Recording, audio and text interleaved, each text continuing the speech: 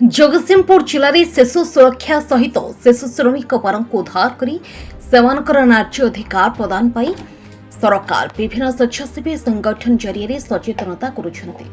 42 वर्ष धरी child trafficking उपरे कार्य करुवा रुचिका स्वेच्छासेवी अनुष्ठान जगतसिंहपुर जिले में गत 3 वर्ष हेब कार्य करि आसुछि। जिलार विभिन्न होटेल रेस्टोरेंट आवासिक घरे इटाभाटी राइस मिल आदि बहु मात्रा शिशु श्रमिक माने कार्य करुवा देखा रुचिका संगठन पक्षर विभिन्न स्थान में चढ़ाऊ कर 150 ऊर्ध्व शिशु मानक उद्धार कर दुर्गा बजार ठारी रुचिका स्वेच्छासेवी अनुष्ठान ऑफिस रे आयोजित एक सांबादिक सम्मेलन रुचिकार जिला कोऑर्डिनेटर देवाशीष जेना प्रकाश कर सांबादिक सम्मेलन चाइल्ड ट्राफिक टीम लीडर प्रतिमा सेठी अभय मुदुली बाल्य विभाग टीम सदस्य संजीव ग्रहाचार्य प्रभात दीपले प्रमुख उपस्थित थे।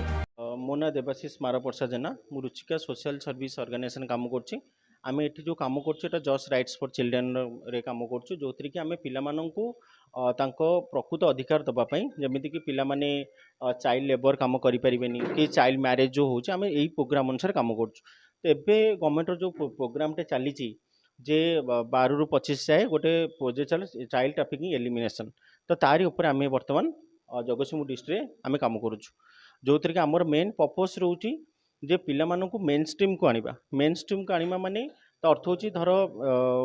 जदि पिलाटे काम करूची ताले से को कंडीशन ने काम करूची हाजर्डस कंडीशन और नॉन हाजर्डस कंडीशन तो से अनुसार को लेकिन आम जो CWC रे प्रोड्यूस करछु तो से माने तार नौचन जे पिलाटा वर्तमान कौन करिपारे से एजुकेशन पाठ पढ़िया को चाहूची कि कौन करिया से अनुसार से माने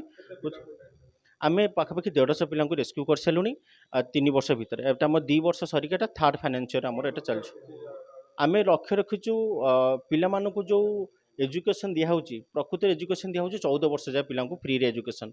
तो आमे चाहूँ यदि 18 वर्ष पिला पर्यंत यदि फ्री एजुकेशन हुआ ताल हुए तो यहाँ बेनिफिट हो पारता जो मैंने पिला माने भावुं मैट्रिक परीक्षा पर आम गोटे जब कथा कहि बहुत पिला अच्छा से माने मैट्रिक परीक्षा थरे फेल है से माने पाठ छाड़ी कड़े पड़े काम करने बहुत पिला अच्छा मैट्रिक परीक्षा पर आउ थे परीक्षा थरे दी पास कर बड़ बड़ चाकरी कर तो बहुत जगह पहुँचते तो मेन कथा हूँ तो से जिन जब पिला एजुकेशन फ्री करा तो 14 ରୁ 18 वर्ष जमीक 14 वर्ष जाए पिला दिया टे एक्सटेंड कराव एक्सटेंड कला फल पिला जो बर्डनटा रोचे से बर्डनटा रही तो ता द्वारा निश्चिंत पिला माने उपकृत हेबे शिक्षा क्षेत्र में बहुत आगुचे से माने गोटे देशर गोटे प्रकृत गोटे नागरिक हिसाब से गोटे परिगणित हेबे। Bureau report